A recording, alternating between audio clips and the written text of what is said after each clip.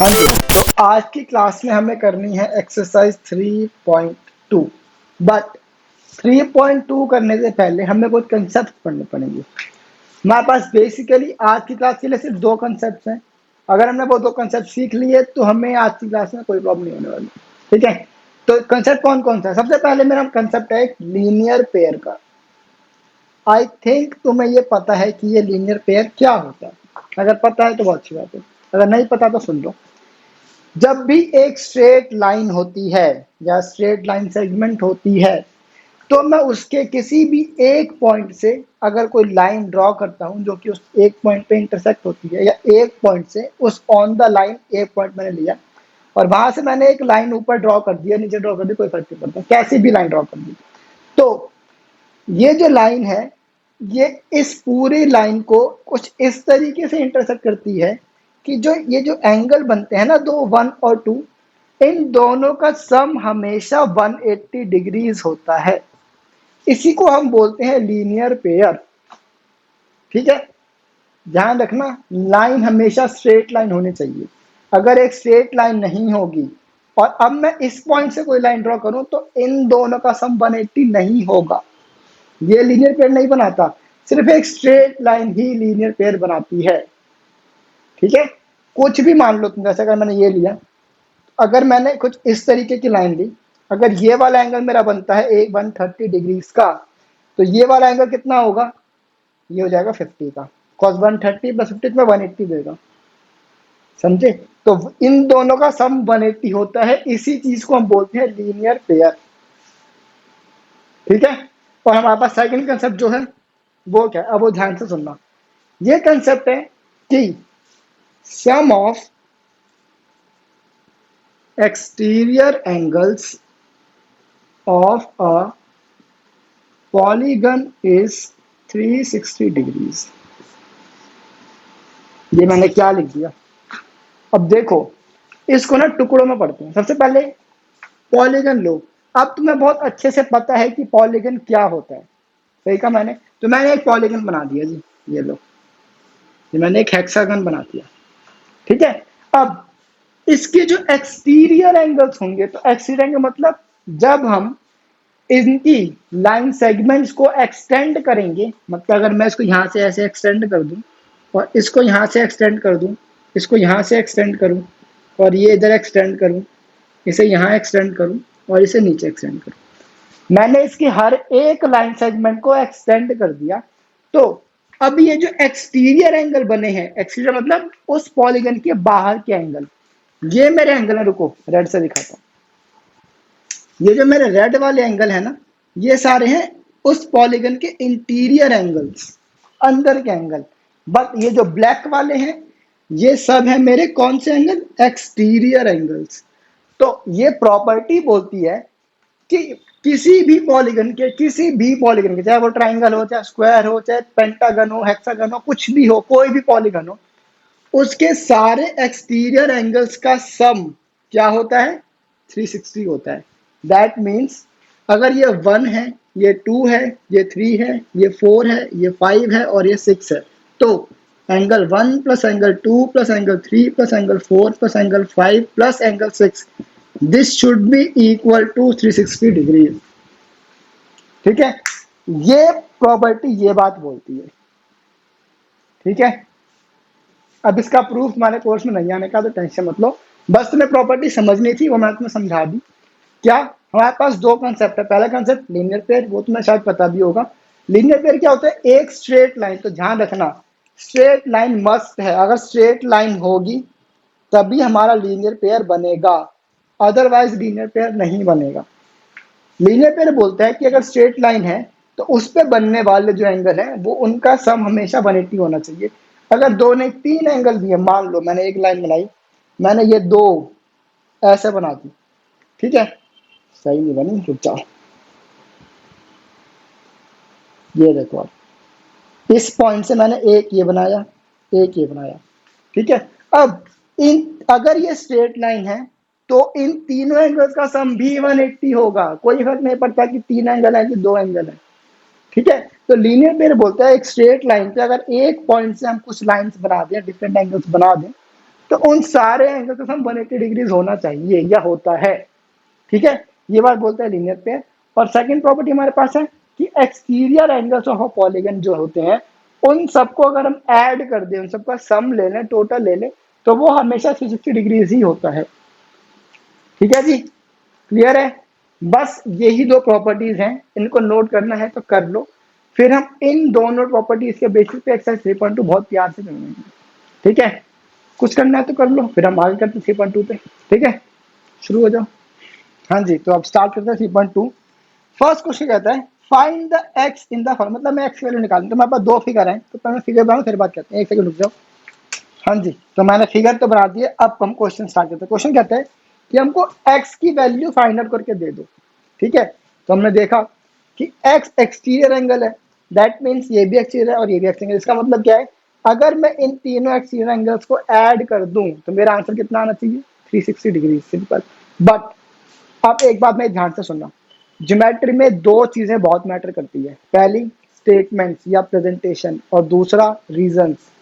तुम कभी भी सीधा नहीं लिख सकते हो किसी भी चीज को, तुम्हें हर एक चीज की प्रॉपर स्टेटमेंट और प्रॉपर रीजन देना पड़ेगा कि तुमने वो चीज की है तो क्यों की है। एग्जाम्पल देखो, ये क्या है, एक कुछ नहीं है ये। अगर तुम कहते हो ना कि ये एक सर्कल है, तो नहीं, जब तक क्वेश्चन नहीं कहता कि this is a circle with centre O, तब तक तुम इसे सर्कल नहीं मान सकते। यही ज्योमेट्री की प्रॉब्लम है। ठीक है, हमें हर एक चीज का प्रॉपर रीजन देना पड़ता है। जब तक अगर मेरे को बोलते ना कि ये सर्कल है, तो मेरे को लिखना पड़ेगा सर्कल क्यों है, समझे, यही ज्योमेट्री है। तो ज्योमेट्री में रीजनिंग और प्रॉपर स्टेटमेंट, ये दो चीजें बहुत ज्यादा मैटर करती हैं। ठीक है, तो अब इसको हम कैसे करेंगे, देखो तुमने आंसर सही बताया कि इन सब का सम होना चाहिए 360, मतलब x प्लस 125 प्लस 125, ये तुम्हारा 360 होना चाहिए। तो हम यहाँ से x की वैल्यू निकाल देंगे, जो भी निकालेंगे इजीली आ जाएगी। बट इसको अगर हम इस तरीके से करते हैं, तो अगर ये 2 नंबर क्वेश्चन है तो तुम्हें इसके सिर्फ 1 नंबर मिलेगा, आधा या 1 number, that's it. 1 number cut जाएगा, क्यों, बिकॉज ना ही इसमें एक प्रॉपर प्रेजेंटेशन है, प्रॉपर स्टेटमेंट्स है, और ना ही कोई रीजन है। ये तुमने किस किस कैसे ले लिया तुमने, ये क्या रीजन क्या है इसका, समझे। तो हमें ज्योमेट्री में हर एक चीज का प्रॉपर रीजन देना पड़ता है। अब देखो हम कैसे लिखेंगे। We know that the sum of exterior angles of a polygon is 360 degrees, therefore अब इसको बोल सकते हो तुम 125 degrees plus 125 degrees plus x is equal to 360 degrees. अब ये मैंने कैसे लिया, मैंने इसका रीजन दिया यहाँ पे, कैसे, कि हमें पता है कि एक्सटीरियर एंगल्स ऑफ पॉलीगन जो होते हैं उन सब का जो सम होता है 360 होता है। इसीलिए देयरफॉर 125 प्लस 125 प्लस एक्स, इन सब का सम 160 डिग्री। तो इसका रीजन ये रहा और विद प्रॉपर स्टेटमेंट रहा, समझे। अब तुम्हें पूरा नंबर मिल जाएंगे अगर आंसर सही होगा तो। ठीक है, तो ये हो जाएगा 250 plus x is equal to 360 degrees. तो 250 और एक्स हो रहा है प्लस, वहां पे जाके माइनस। अब ये चीज कैसे होती है, हम चैप्टर 2 में बहुत डिटेल में इसके बारे में पढ़ चुके हैं, हमने बहुत क्वेश्चंस करे नहीं। ठीक है, तो अब ये डाउट तुम्हारा नहीं होना चाहिए। एक्स की वैल्यू जाएगी 360 माइनस 250, प्लस था वहां पे जाके माइनस हो जाएगा। तो एक्स कितना हो जाएगा, ये जाएगा तुम्हारा 110 डिग्री, दैट्स इट। मतलब इस एक्स की वैल्यू है 110। क्लियर है, इस तरीके से काम होता है। ठीक है, ये फर्स्ट पार्ट था, अब ये है हमारा सेकंड पार्ट। और सेकंड पार्ट देख लो इसमें। अच्छा, ये तुम्हें पता है इसका मतलब क्या होता है, ये तुम्हारा होता है नॉर्मल एंगल का साइन। बट जब हम ये लगाते हैं दैट मीन्स ये एक राइट एंगल है, दैट मीन्स ये 90 डिग्रीज इसका मेजरमेंट है। अब आ जाओ, अब क्वेश्चन क्या कहता है, इसमें भी हमें एक्स की वैल्यू निकालनी है, बट इसमें एक प्रॉब्लम है। क्या प्रॉब्लम है, एक्सटीरियर एंगल ये है, ये भी है, ये तो एक्सटीरियर है ही, और ये भी है, बट हमारे पास ये वाला एक्सटीरियर एंगल नहीं है। हमारे पास इसमें एक इंटीरियर एंगल दे रखा है। बट अगर मेरे को एक्सटीरियर एंगल निकालना है तो मेरे को सारे एक्सटीरियर एंगल चाहिए, फिर तो मैं सबका सम करके एक्स वैल्यू निकालूंगा ना। बट यहाँ पे हमारे पास ये वाली वैल्यू है ही नहीं। अब क्या करें, तो हमने क्या किया, हमारा पहला टारगेट है इस वाली वैल्यू को फाइंड आउट करना। ठीक है, अब ये कैसे करेंगे, आ जाओ। अभी मैं तुम्हें बताया था एक लीनियर पेयर बताया था ना, तो हम लीनियर पेयर को यूज करेंगे यहाँ पे। आ जाओ, here angle 1 plus 90 degrees is equal to 180 degrees. अब ये क्यों हुआ, इसका रीजन, जैसे यहाँ तो रीजन लिखा ना, इसका रीजन क्या है, लीनियर पेयर, वो कहाँ लिखेंगे, ब्रैकेट में। ठीक है, हम ज्योमेट्री में सारे रीजंस ब्रैकेट में लिख देते हैं, कोई फर्क नहीं पड़ता। तुम चाहो तो स्टेटमेंट में भी लिख सकते हो, by using linear pair angle 1 plus 90 is equal to 180 degrees. ठीक है, मैंने इसको नाम दिया एंगल 1, ये लिखा। ठीक है, अगर तुम नहीं लिखते हो स्टेटमेंट तो तुम ऐसे भी लिख सकते हो, इससे तुम्हें नंबर नहीं कटेंगे। ठीक है, अब आ जाओ, तो 90 और एंगल 1 प्लस हो रहा है तो वहां पर जाके माइनस, तो angle 1 is equal to 180 degree minus 90 degree, angle 1 is equal to 90 degree. ठीक है, अब मैंने एंगल 1 की वैल्यू भी निकाल दी है 90 डिग्रीज।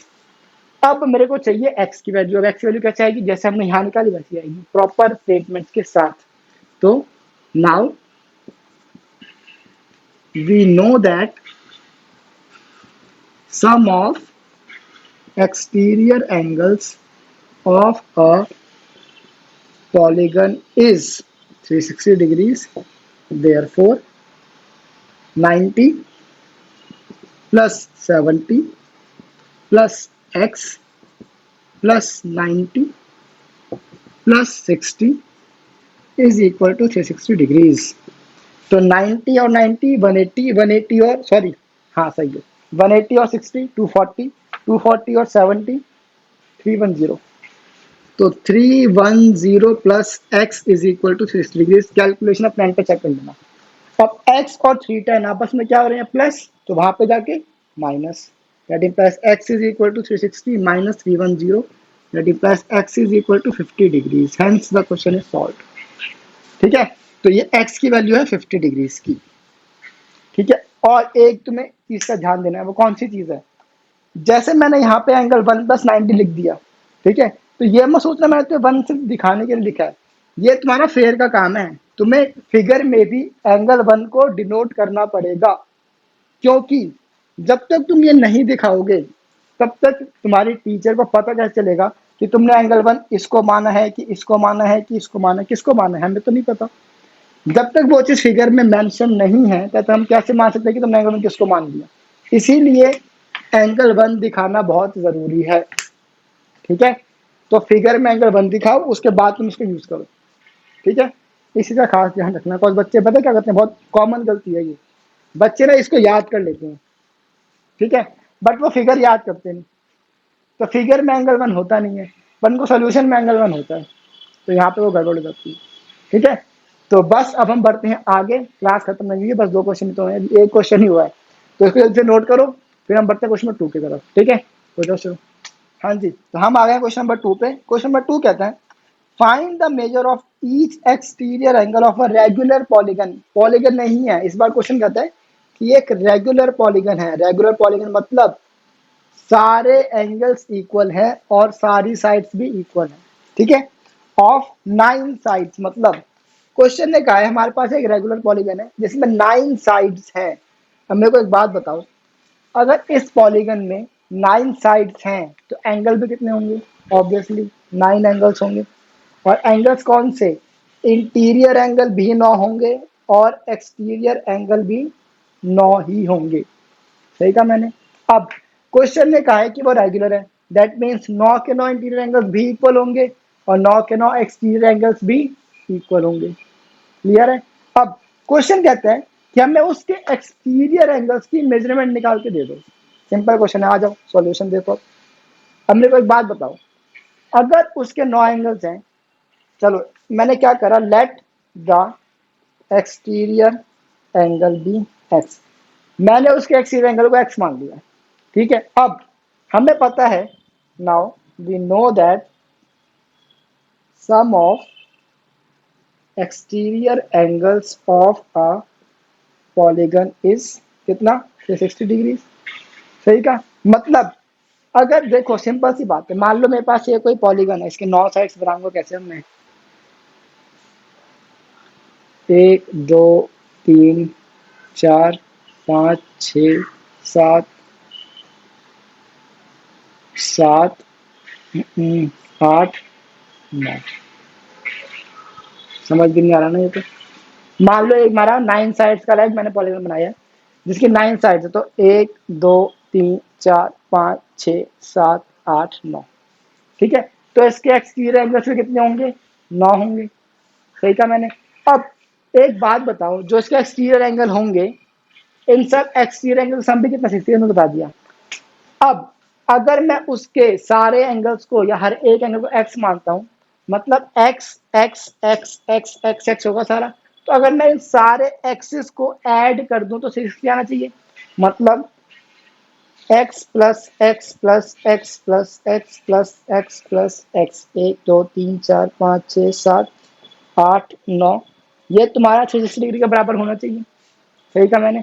कॉस प्रॉपर्टी बोलती है ना कि सारे एक्सिस का सम कितना होता है? 360 होता है। अगर 9 एंगल्स हैं तो 9 के 9 एंगल्स में 360 होना चाहिए। सही कह रहा हूँ ना मैं। अब एक्स को अगर हम 9 टाइम्स ऐड करते हैं तो क्या मैं उसको दूसरी लाइन में बोल सकता हूँ 9 इंटू में x is equal to 360 degree? बोल सकता हूँ ना।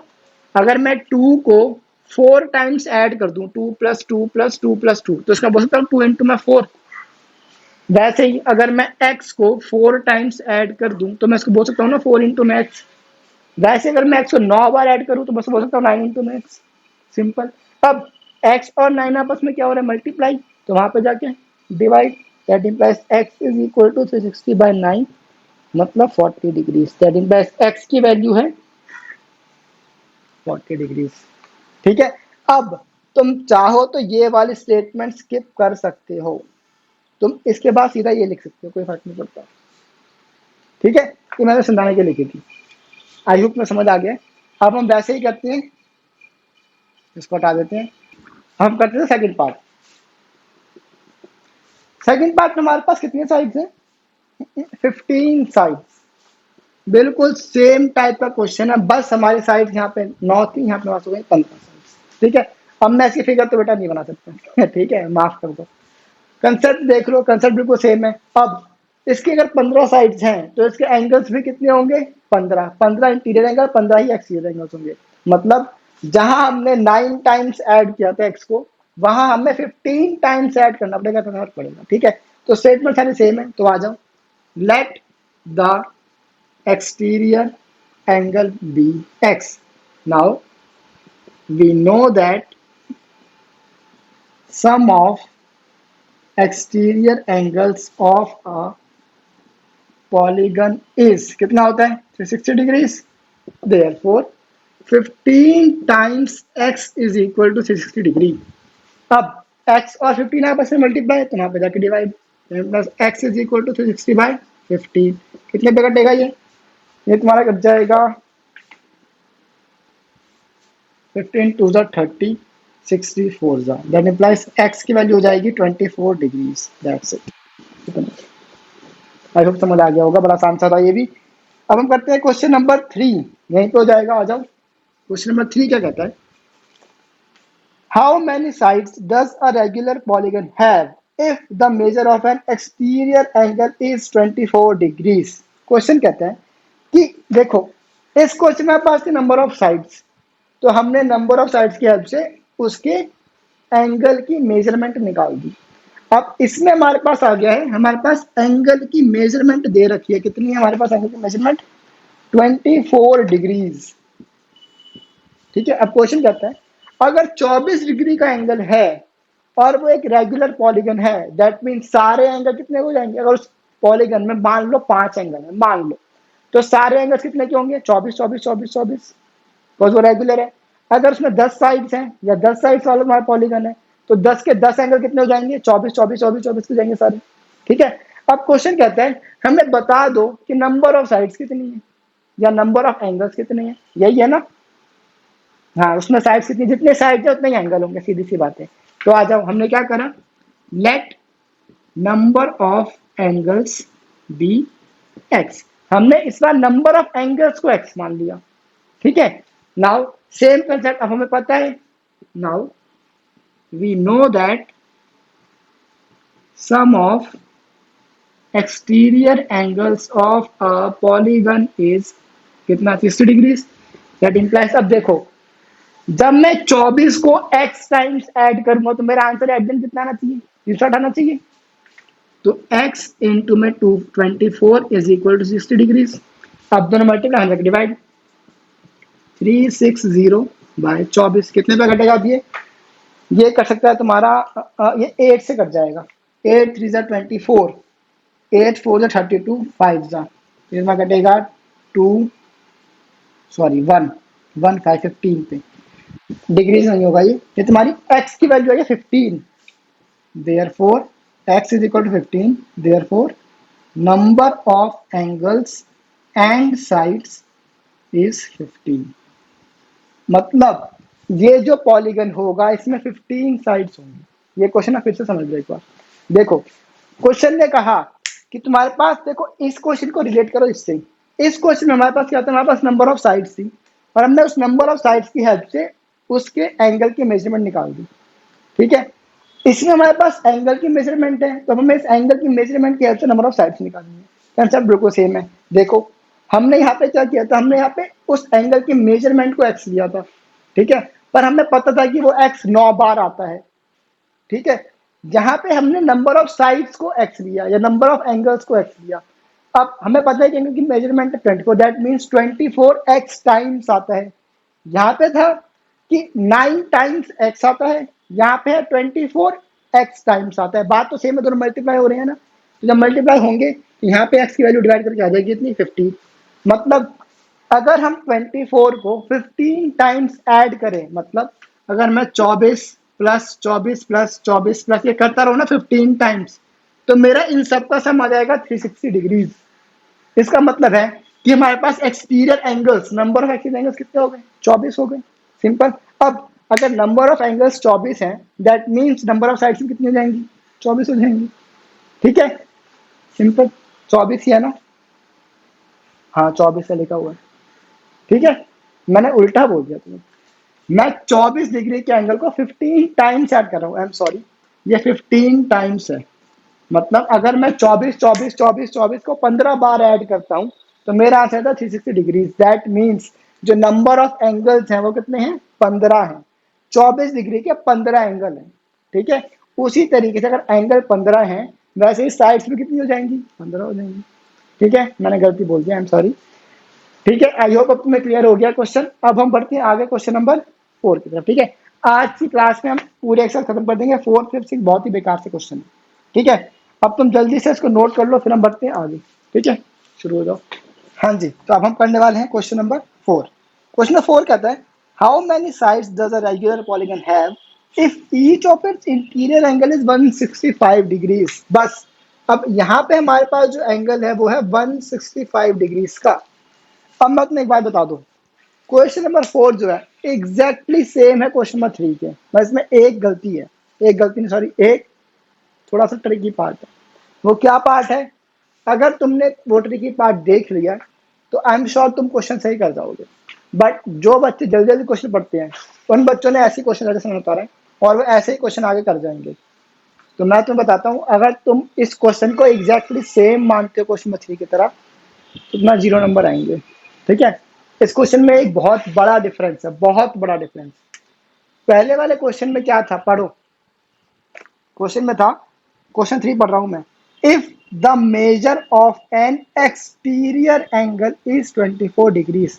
थर्ड में हमें एक्सटीरियर एंगल की मेजरमेंट दे रखी थी 24 डिग्री की, बट इस क्वेश्चन में if each of its interior angle, ये एंगल नहीं है, ये है इंटीरियर एंगल। तो फिर आई होप अब तुम्हें समझ आ गया है कि क्वेश्चन में क्या गड़बड़ है। समझे? अब हमें पता है कि एक्सटीरियर एंगल्स का सम कितना होता है? 360 डिग्री, बट इस क्वेश्चन में एक्सटीरियर एंगल ही नहीं है। यहाँ फंसी है ना तुम। अब अगर कुछ बच्चों ने ये चीज नहीं नोटिस करी और वो 165 इंटू एक्स और वो करने लगे, तो बेटा क्वेश्चन में आएंगे 0 नंबर। ठीक है, तो ध्यान रखना है चीज का।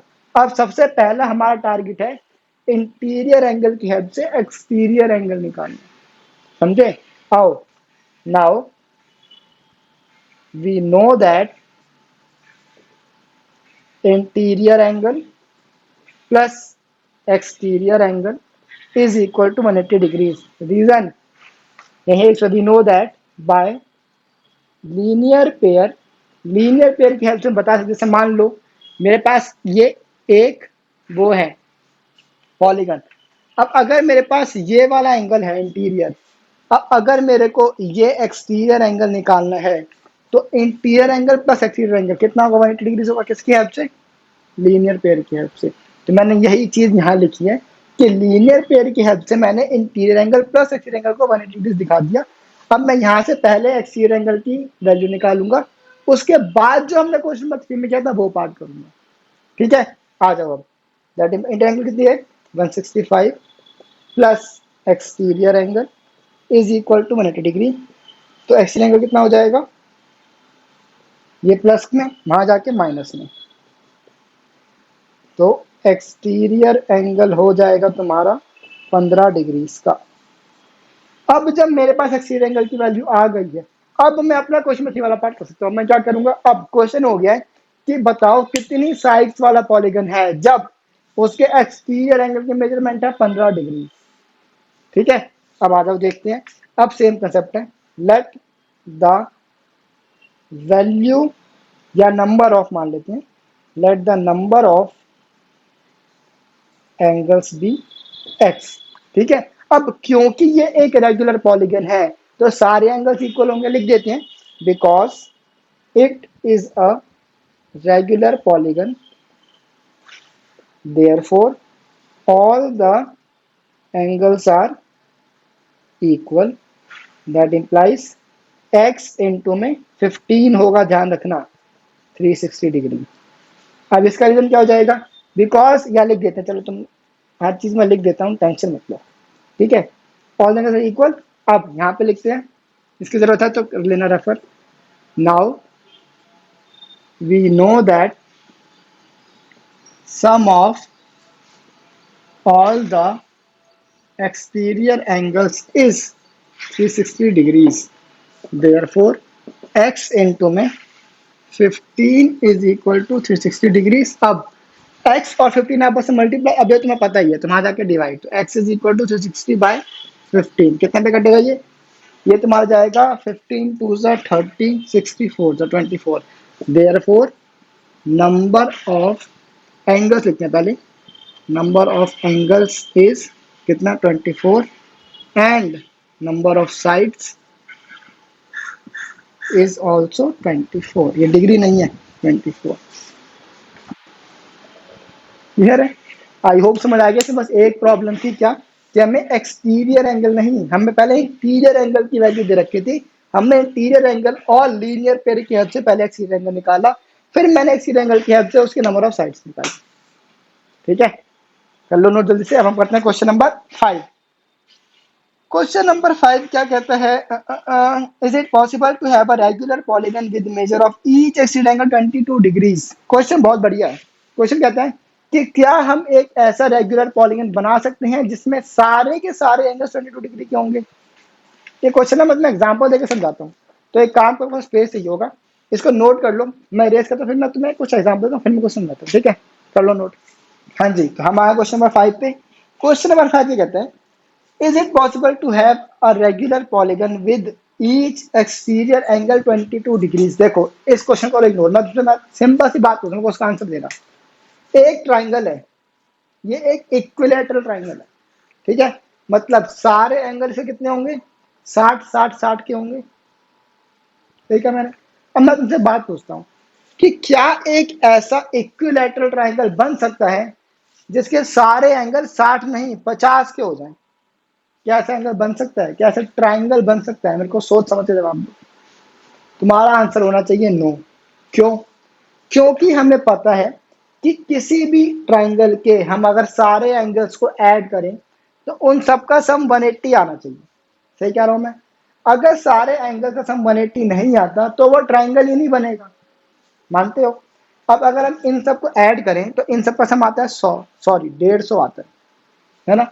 अब क्योंकि इन सबका सम 180 नहीं है, इसीलिए ऐसा ट्राइंगल नहीं बन सकता जिसके सारे एंगल 50 50 50 की हो। सही कह रहा हूँ ना मैं? वैसे ही मैं बोलूँ 50 छोड़ो, चलो बताओ कि 70 70 के हमारे पास बन सकता है कोई ट्राइंगल? 70 में सकता, क्यों? क्योंकि इन सबका सम होगा 210, बट हमें क्या चाहिए, 180। सही कह रहा हूँ ना मैं? दैट मीन्स हम सिर्फ एंगल्स की मेजरमेंट देख के ये बता सकते हैं कि क्या वो एक ट्राइंगल बना के देगा या नहीं बना के देगा। सिंपल। अब मेरे को बताओ, क्या उसी तरीके से मैं बता सकता हूं कि कोई डेफिनेट एंगल एक रेगुलर पॉलीगन बना के देगा क्या? रेगुलर पॉलीगन मतलब सारे एंगल्स इक्वल। ठीक है, इसको साफ कर दूं, एक सेकेंड। ठीक है, अब देखो, अब हमारे पास क्वेश्चन है कि अगर एक्सटीरियर एंगल हो जाए 22 डिग्रीज का, तो बताओ क्या ये एक हमें पॉलीगन बना के देगा? पॉलीगन नहीं, एक रेगुलर पॉलीगन बना के देगा। चेक कर लेते हैं, हमने क्या चेक करा। सेम कंसेप्ट, हमने क्या करा, लेट नंबर ऑफ एंगल भी एक्स, हमने नंबर ऑफ एंगल को एक्स मान लिया। ठीक है, अब मैं इसको चेक कर लेता हूं। Now if it is an angle of a regular polygon, अगर ये, मैं बोला इफ, अगर ये किसी रेगुलर पॉलीगन का एन एक्सटीरियर एंगल है, therefore sum of all the angles, exterior angles should be 360 degrees होने चाहिए। तो मैंने क्या किया, मैंने इसको मान लिया कि हमने लेट कर लिया, ठीक है, कि ये एक एक्सटीरियर एंगल है एक रेगुलर पॉलीगन का। ठीक है, यहाँ लिख देते हैं let this is an angle of a regular polygon. ठीक है, अब देखो, देयरफॉर अगर ये है तो फिर x इंटू में 22 it should be equal to 60 degrees. ठीक है, तो फिर x की वैल्यू क्या हो जाएगी, 360 बाय 22। इसको जरा काटो, 11 पे जाएगा और ये कितने पे जाएगा, 180। अब मेरे को एक बात बताओ, चलो इसको भी काट देते हैं, 11 बन जाए 11, 7 जा 70, मतलब 6 जा 66, 40.3, 16.3 मेरा आंसर आता है। ये और आगे जाएगा, इग्नोर करो, बस मेरा आंसर डेसिमल में आ रहा है। तो मैं कोई बात सोच के बताओ, क्या कभी भी नंबर ऑफ साइड्स या नंबर ऑफ एंगल्स कभी 16.3 हो सकते हैं? या तो मेरा पूरा एंगल बनेगा, या तो मेरा एंगल ही नहीं बनेगा। क्या कभी मेरा 16.3 एंगल बन सकते हैं? समझे? अगर कभी भी तुम्हारा आंसर x का आ जाए कितना, डेसिमल में या फ्रैक्शन में, इसका मतलब होता है कि ये जो तुम्हारे पास मेजरमेंट है ये मेजरमेंट सही नहीं है। या दूसरे नंबर में कहा जाए कि इस मेजरमेंट के साथ हम एक रेगुलर पॉलीगन नहीं बना सकते। ठीक है, मतलब जब मैंने ट्राइंगल लिया था ना, जब मैंने 50-50 ट्राइंगल लिए, दैट मीन्स 50 डिग्री का एक इक्विलेटरल ट्राइंगल नहीं बनेगा, बट 50 डिग्री का हमारे पास दूसरा कोई ट्राइंगल बन जाएगा। ये 70 मान ले, 7 और 5 12, हो जाएगा 60, मतलब 70 50 60, ये एक नॉर्मल ट्राइंगल तो बन सकता है, बट एक इक्विलेटरल ट्राइंगल 50 डिग्री का नहीं बन सकता। उसी तरीके से 22 डिग्री का एक नॉर्मल पॉलीगन तो बन सकता है, बट एक रेगुलर पॉलीगन नहीं बन सकता। समझे? Because x is not a whole number, therefore 22 degrees can not be an exterior angle of a regular polygon। समझ गए? अब इसी तरह से हम पढ़ते हैं सेकंड पार्ट। सेकंड पार्ट क्या कहता है, can it be an interior angle of a regular polygon. तो क्वेश्चन कहते हैं क्या 22 डिग्री का इंटीरियर एंगल वाला रेगुलर पॉलीगन बन सकता है? तो देख लेते हैं। अगर इफ, सेकंड पार्ट है ये, हमारे पास अब इंटीरियर एंगल हमें दे रखा है 22 डिग्रीज का। ठीक है, देयरफॉर बाय लीनियर पेयर हम इसकी हेल्प से एक्सटीरियर एंगल की वैल्यू निकाल लेंगे। Exterior angle plus interior angle हो जाएगा 180 डिग्री लीनियर पेयर की हेल्प से। तो एक्सटीरियर एंगल कितना हो जाएगा, exterior angle plus 22 degrees is equal to 180 degree. तो एक्सटीरियर एंगल की वैल्यू हो जाएगी 180 माइनस 22, दैट इज व्हाट, ये हो जाएगा 158 डिग्रीज। ठीक है, अब हमें ये सेम चीज चेक करनी है 158 डिग्री से। ठीक है, तो हमें पहले अज्यूम करा, तो let us assume that 158 degree is an exterior angle of a regular polygon. ठीक है, मैंने अज्यूम कर लिया कि 158 डिग्री एक एक्सटीरियर एंगल है रेगुलर पॉलीगन का। Therefore and let us assume the number of angles be x, और मैंने नंबर ऑफ एंगल्स को मान लिया एक्स। अब सेम कंसेप्ट पे नाउ देयरफॉर, या नाउ लिख सकते हैं, now we know that sum of exterior angles of a regular polygon is 360 degrees। ठीक है, therefore x into में 158 should be equal to 60 degrees। ठीक है, that implies x की वैल्यू क्या हो जाएगी 360 बाय 158। अब फिर से अगर तुम इसे काटोगे, 2 से काटो तो चलो कितना आएगा, ये 2 से काटने पे आना चाहिए ये 180 अपॉन में 79। ठीक है, अब फिर से, अब जब तुम इसको चेक करोगे ना तो ये तुम्हारा फिर से एक होल नंबर तो नहीं देगा सॉल्व करने के बाद।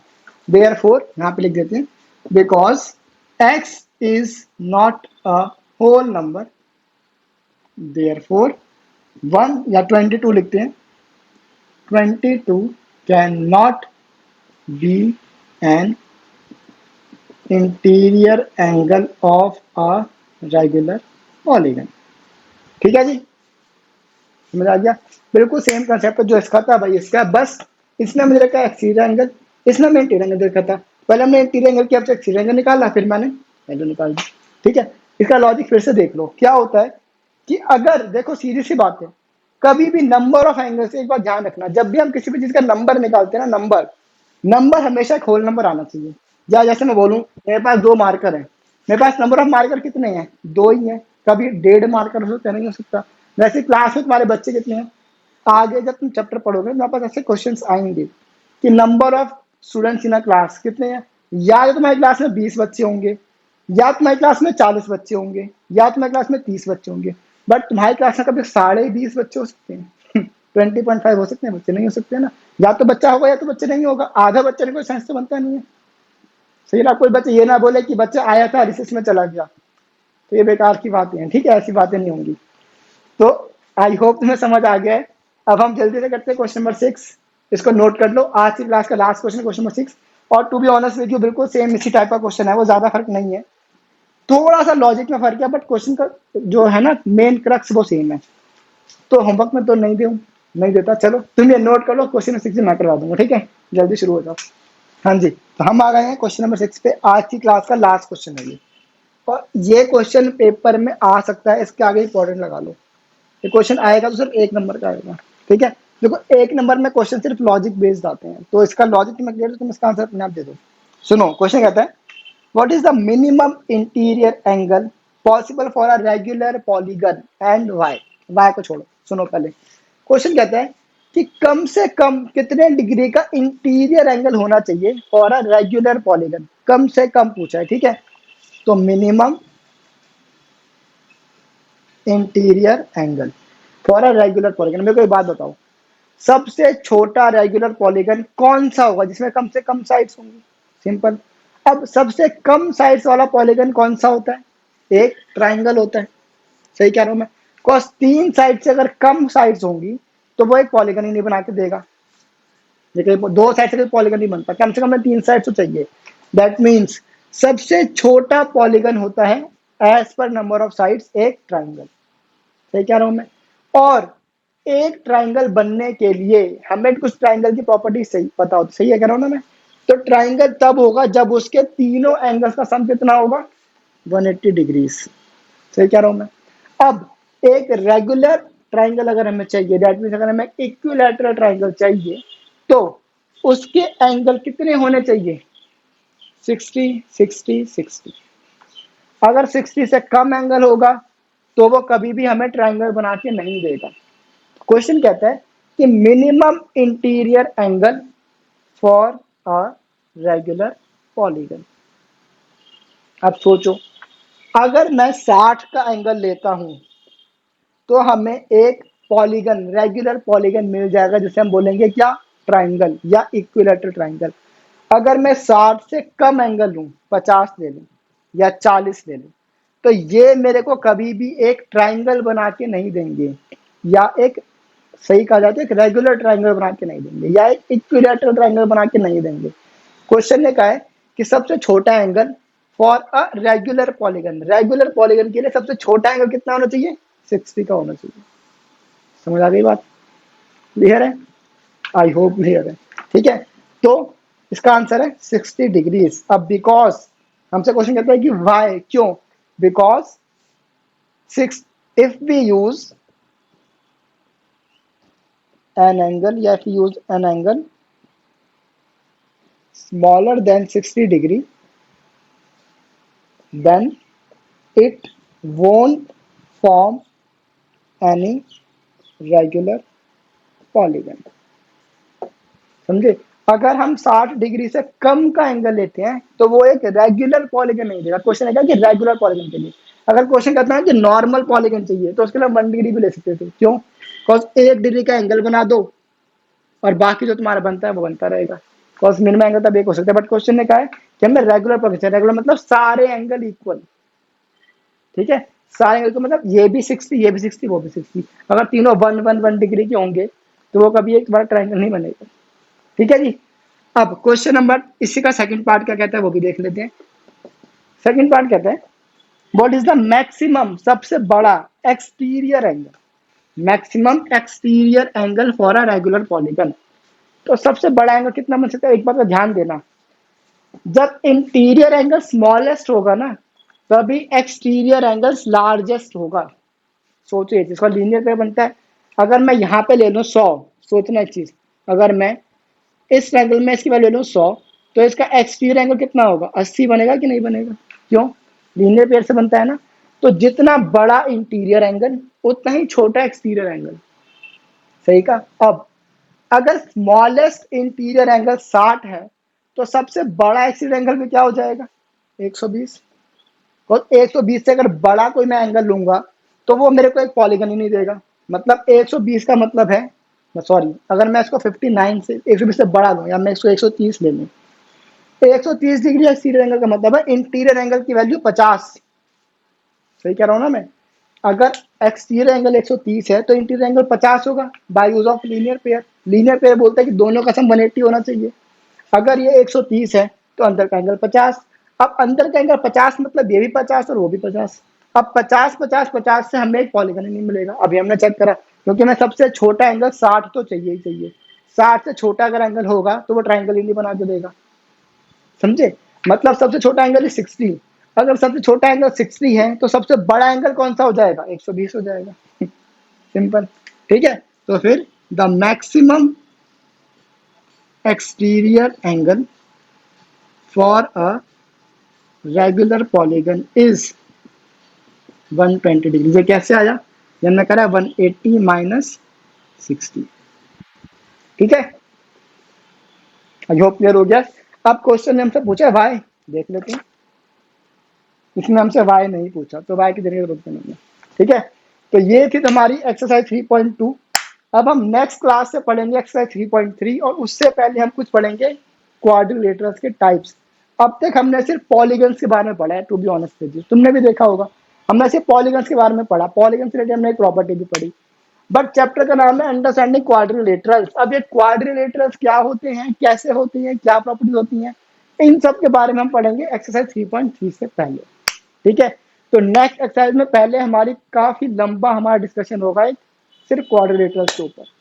ठीक है, तो तुम नोट कर लो और अपना ये कंसेप्ट क्लियर कर लेना, बिकॉज हम नेक्स्ट क्लास से कंप्लीटली डिफरेंट कंसेप्ट पढ़ने वाले हैं। ठीक है, तो बस इसको नोट कर लो। मिलेंगे नेक्स्ट क्लास में। Till then.